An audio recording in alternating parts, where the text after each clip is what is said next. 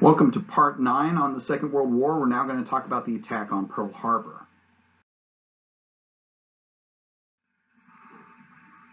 So the Japanese made a choice to attack the American fleet in order to keep it from being able to prevent it from building this empire, right? Delay it long enough so that it could create a perimeter that it would cost just too much blood for the Americans to take back. They really kind of felt that the United States was adverse to casualties, which could be a true statement, but the United States is also pretty adverse to being punched in the face, right? Which is exactly what's going to happen here.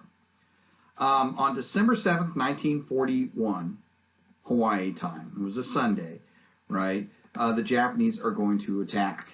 The plan is to basically destroy the U.S. naval fleet in harbor, hopefully the aircraft carriers as well.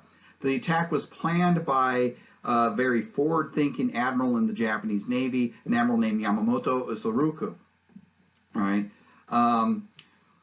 In Japan, or in Hawaii itself, on the morning of December 7th, 1941, at the Opana Mobile Radar Station on the north end of the island of Oahu, you're going to have two men working that morning. See, the Opana Mobile Radar Station was a new thing. It had been recently added to the Hawaiian Islands.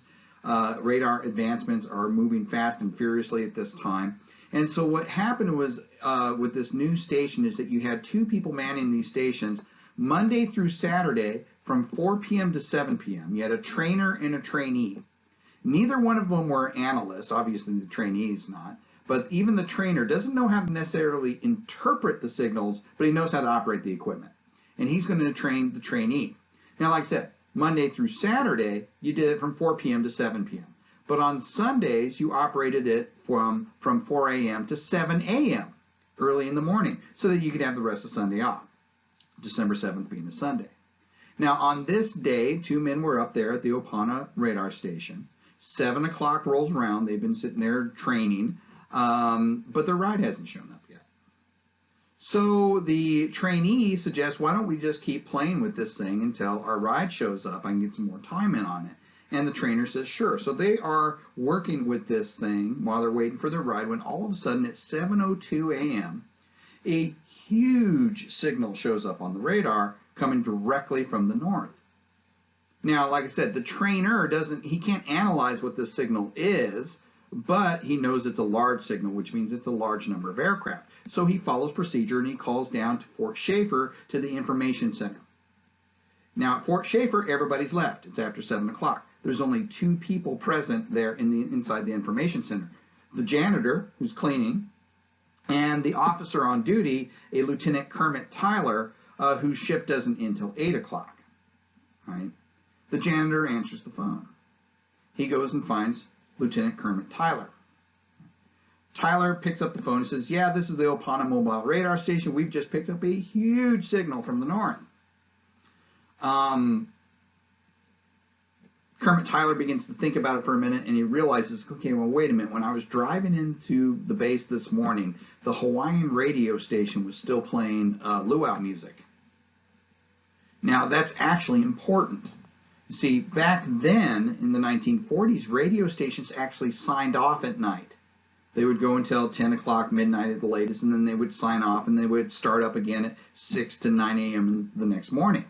This Hawaiian Honolulu station was no different. Right? So the only time that radar station would be that radio station would be operating outside its normal time frame is if there were aircraft coming from the mainland. You see, they had a deal with the United States Army that the U.S. Army had planes coming to Hawaii that the radio station would stay on air so you could use that for navigation. It's called radio direction finding. You could use the radio station to navigate the planes because out there, when they're flying at night especially, that's a big Pacific Ocean with little tiny Hawaiian islands, and if you miss them, that's a big whole lot of dead out there, right? You're not going to survive this. So, Lieutenant Kermit Tyler remembers this, and so he tells these guys operating the radar station, he says, well, don't worry about it, because he thinks it's a group of bombers coming in from the mainland. And there is a group of bombers coming in from the mainland. They'll show up during the second attack wave. But that's not what these guys are seeing on the radar. they are seeing the first strike from the Kido Butai, the Japanese strike force. It's the Japanese planes coming in to attack Pearl Harbor and all the other bases in Oahu and the surrounding islands, right? Fujita Matsuo, who was the head of the Japanese strike force, will fly over Pearl Harbor, see a very sleepy, inactive naval base, and he will break radio silence for the first time when he'll signal out to the Kido Butai the words Tora, Tora, Tora, which literally means tiger, tiger, tiger, but it was the code word to say we have achieved surprise and we're going to attack. And, well, the rest of this is history.